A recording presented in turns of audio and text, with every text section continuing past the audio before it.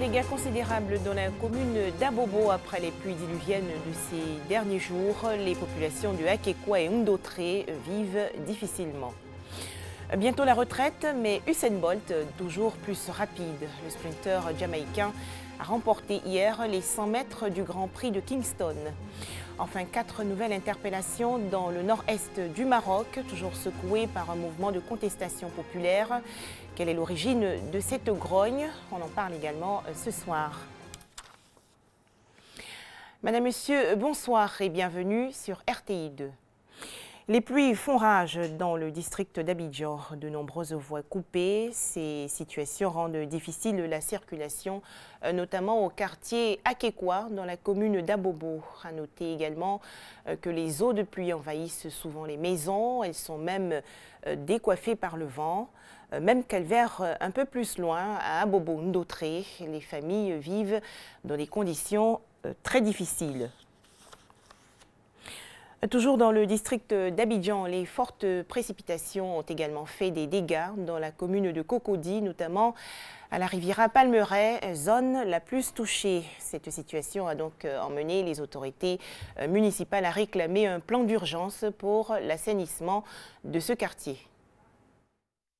Les fortes pluies qui s'abattent sur le district d'Abidjan n'ont pas épargné la commune de Cocody. Le maire de la dite commune pointe du doigt les constructions anarchiques, le non-respect du plan d'urbanisation, l'obstruction des avaloirs.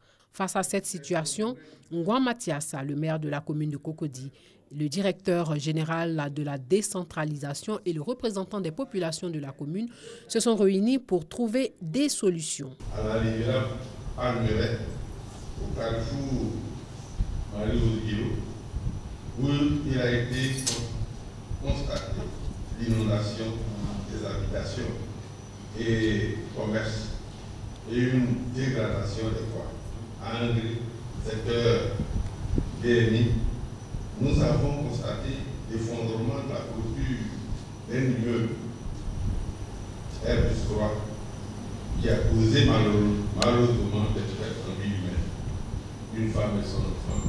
Pour éviter ce genre de situation, il faut la création d'une brigade de contrôle pour l'application stricte des arrêtés assortis des sanctions.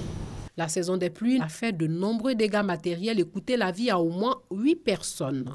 Cette année, la Sodexam a annoncé une forte pluviométrie, d'où l'appel des autorités à la vigilance. Quand on dit qu'il ne faut pas habiter dans les zones de ruissellement et de canalisation des eaux, c'est dans l'intérêt de la population. Quand Gobelé a été déguerpi, quelques mois plus tard, d'autres personnes sont revenues pour y habiter. Quand on demande aux populations de ne pas habiter les flancs des collines, nous l'avons vu le 25.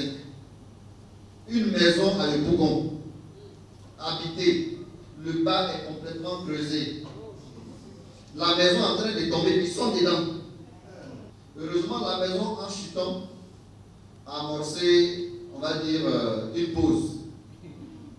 Et c'est cette pause qui a permis de dégager les personnes qui étaient là. En attendant, le maire de la commune de Cocody sollicite un plan Marshall d'assainissement pour la Riviera Palmeraie, la zone la plus touchée de la commune de Cocody par les inondations. Des précisions de Ami Koulibaly. Dans l'actualité nationale également, à noter le démarrage demain, lundi 12 juin, des épreuves écrites du brevet d'études du premier cycle session 2017. 355 273 candidats concernés. L'examen du BPC va s'achever le vendredi 16 juin prochain. Les résultats seront délivrés le mardi 4 juillet 2017. Il faut également agir incessamment pour sauver l'océan Pacifique. En effet, des millions de tonnes de déchets plastiques, dont nous sommes d'ailleurs tous responsables, polluent cette vaste étendue d'eau. On l'appelle le 8e continent ou la soupe de plastique. Situé dans le nord-est de l'océan Pacifique et découvert en 1997, il s'étend sur une surface d'environ 3,4 millions de kilomètres carrés, soit près de 6 fois la superficie de la France. Il est peuplé de déchets en tout genre produits par l'activité humaine et de microparticules de plastique. Au cours des 40 dernières années, leur concentration a été multipliée par 100. S'il est dérivant, ce continent est emprisonné par les courants. En effet, ces résidus flottants à la surface s'agglutinent dans le gir subtropical du Pacifique Nord, un immense vortex. Ils s'amalgament ainsi dans cette zone, point de rencontre de courants océaniques qui s'enroulent sous l'effet de la rotation de la Terre entre les côtes d'Hawaï et de l'Amérique du Nord. 4 autres vortex marins dans lesquels se concentrent des millions de tonnes d'immondices polluent nos océans. Peu émergées, mais épaisses par endroits de plusieurs dizaines de mètres, ces plaques de débris terrestres ont des conséquences écologiques parfois insoupçonnées. Confondus avec le plancton, ces détritus en décomposition sont ingérés par les mammifères, tortues et oiseaux et obstruent leur système digestif. Mais dans le Pacifique Nord, cette masse d'ordures constitue un milieu propice à la reproduction d'une espèce d'araignée d'eau, l'Allobate sericeus. Cet insecte, capable de vivre dans un milieu marin, a besoin d'un terrain solide pour pondre ses œufs et ce lieu lui fournit un incubateur de rêve. Manne inespérée pour les crabes, les poissons et les oiseaux de mer, l'Allobate est, elle aussi, un prédateur qui affectionne le zooplancton et les œufs de poisson. En pleine prolifération, cet insecte menace aujourd'hui de déséquilibrer l'ensemble de l'écosystème. Retour en Côte d'Ivoire et nous partons à Bouaké, dans la région de Gbeke. Nous allons découvrir ensemble Kotia Kofikro. C'est un village en pleine urbanisation où vivent des femmes, hommes et jeunes qui œuvrent quotidiennement pour pouvoir promouvoir leurs traditions. Les populations de Kotia Kofikro ont donc désigné récemment leur nouveau chef coutumier. C'est un reportage de Charles Tatou de RTI Bouaké. Kotia Kofikro, un village dans la commune. Nous sommes à Bouaké, précisément à Dar es Salaam. Ici, les valeurs culturelles sont sauvegardées. Cette attitude pour dire que la population autochtone a encore les pieds dans la tradition et la tête dans le modernisme, même si le village est englouti par l'urbanisation. Après l'abattoir jusqu'à Saint-Jacques, c'est la terre de Kotia Kofikro. Et de l'autre côté, jusqu'à Collège Moderne 2, là, tout ça, c'est la terre de Kotia Kofikro. Ça a été attribué, c'était au temps colon, personne ne pouvait se lever pour dire quoi que ce soit. On est obligé de sortir de notre village pour aller vers nos frères de l'autre côté pour leur demander de la terre à cultiver. 4 familles composent Kotia Kofikro. Comme chez les autres peuples akans, la succession sur le trône du village obéit à des pratiques rituelles. Ainsi, pour recevoir l'accord final du successeur désigné, Nana Kwame Kwaku, les chefs de ces 4 familles et leurs notables viennent de procéder à ces exercices. Le tam-tam, on a posé à un endroit et puis ils ont fait un cercle. C'est réellement le pouvoir du tam-tam qui est limité comme ça. Aucune personne étrangère n'est autorisée à franchir ce cercle-là. Ils ont immolé un poulet. C'est des sacrifices. Quand le poulet s'est débattu jusqu'à se coucher à la renverse, le sacrifice a été accepté. Le poulet qu'on a braisé là, il y a le gésier et puis le foie. Ils vont mettre ça en menus morceaux. Le chef même qu'on vient d'introniser là, il va manger aussi. S'il refuse de manger, c'est qu'il y a un problème. Cohabitation pouvoir moderne et pouvoir traditionnel. Le nouveau chef de Kotia Kofikro promet de tout mettre en œuvre pour la bonne marche de ces 2 pouvoirs. Une victoire avant la retraite. Le sprinter jamaïcain Usain Bolt a remporté hier les 100 mètres du Grand Prix de Kingston, ultime course de sa carrière sur son sol en Jamaïque. Usain Bolt a fait sa dernière apparition en compétition de Kingston ce samedi 10 juin en remportant la dernière coupe de sa carrière en Jamaïque. Il ne lui reste plus que 3 compétitions avant son retrait définitif de l'athlétisme. L'homme le plus rapide du monde a valablement représenté son pays, la Jamaïque, pendant plusieurs années. Ce champion hors pair s'est révélé au monde entier en 2002. Alors qu'il avait 15 ans, il remporte le 200 mètres des champions du monde junior. Puis au fil des années, il bat tous les records. 8 titres olympiques, 11 couronnes mondiales et 7 records du monde et devient ainsi une légende du sprint. Aujourd'hui, à 30 ans, il rêve de tirer sa révérence à Londres sur un énième triplé, 100 mètres, 200 mètres et relais 4 fois 100 mètres. Mais avant, il compte honorer d'autres rendez-vous. Le 28 juin, en République tchèque et le 22 juillet, à Monaco. Pour ces grands rendez-vous, l'athlète affirme qu'il s'attend à beaucoup de bruit, d'énergie et d'émotion. Pour lui, C'est une belle fête et promet faire honneur à son pays, la Jamaïque. La République va me manquer, souligne-t-il. L'homme surnommé l'Éclair va se reposer loin des entraînements d'ici peu et c'est un soulagement pour lui. Après avoir tout donné au sport qu'il aime tant, le détenteur des records de 100 mètres en 9 secondes 58 tièces et 200 mètres en 19 secondes 19 tièces deviendra d'ici peu un spectateur. Il sera à Tokyo en 2020 aux Jeux Olympiques en tant que spectateur. La guerre de la succession est donc ouverte entre ses adversaires. À ses héritiers, Bolt conseille le travail et l'humilité pour atteindre leur objectif. Le tyran du sprint a pendant plus d'une décennie fait vibrer les stands. C'est en août prochain aux Mondiaux de Londres qu'il va faire ses adieux à ses fans et au monde du sport.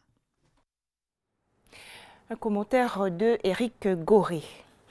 En Libye, Seif al-Islam Kadhafi remis en liberté. Annonce faite hier par un groupe armé de Zintan, la ville où le fils du leader libyen Muammar Kadhafi était détenu depuis novembre 2011. Seif al-Islam Kadhafi aurait bénéficié de la loi d'amnistie. Le nord-est du Maroc, toujours secoué par un mouvement de contestation populaire. La police a procédé à 4 nouvelles arrestations. Les protestataires se disent négligés par le pouvoir central et réclament des mesures socio-économiques. On en parle avec Ami Koulibaly. La tension reste vive dans la région du Rif. Depuis des mois, cette région berbère du nord marocain vit au rythme d'un mouvement de manifestation et de protestation populaire. Comment est né le mouvement? Tout a commencé le vendredi 28 octobre 2016, quand Moussine Fikri, poissonnier à Al-Hoceïma sur la côte nord-est du pays, a tenté d'empêcher des agents de la ville de détruire sa marchandise, des espadons dont la pêche est interdite durant la saison. L'homme a été happé par la benne à ordures sous les yeux des forces de l'ordre. Il est mort dans des circonstances atroces. Une photo de lui a circulé sur les réseaux sociaux le montrant mort. Cette tragédie a très vite mobilisé les foules dans toute la région du Rif. Plusieurs manifestations ont été organisées ou improvisées pour exiger des autorités marocaines de faire la lumière sur cette affaire et demander une peine sévère pour les coupables. Face à ces premières tensions, les autorités marocaines ont tenté de jouer la diplomatie.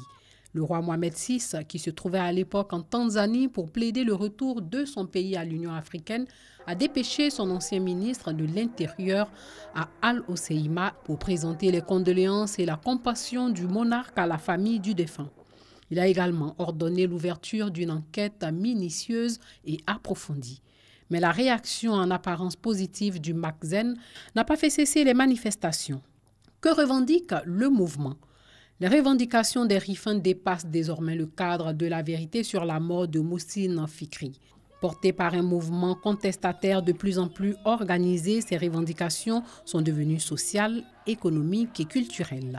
À la tête de ce mouvement, Nasser Zefzafi, 39 ans. Ce militant inconnu du grand public avant ces événements n'a pas hésité à critiquer Mohamed VI.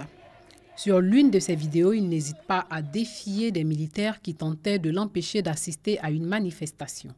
Soufflant le chaud et le froid, le Makzen a fini par sortir son chéquier après la manifestation monstre du 18 mai. Près d'1 milliard de dollars pour relancer plus de 530 projets de développement. Le pouvoir marocain a-t-il réussi à mettre fin à la contestation? Les manifestations dans le Rif ne se sont pas estompées et le mouvement de protestation ne cesse de prendre de l'ampleur. Ce mouvement qui se voulait pacifique a connu une escalade subite lorsque des policiers ont arrêté Nasser Zefzafi. Il est accusé d'avoir empêché le prédicateur de poursuivre son prêche lors de la grande prière de vendredi. Une série d'arrestations a eu lieu par la suite.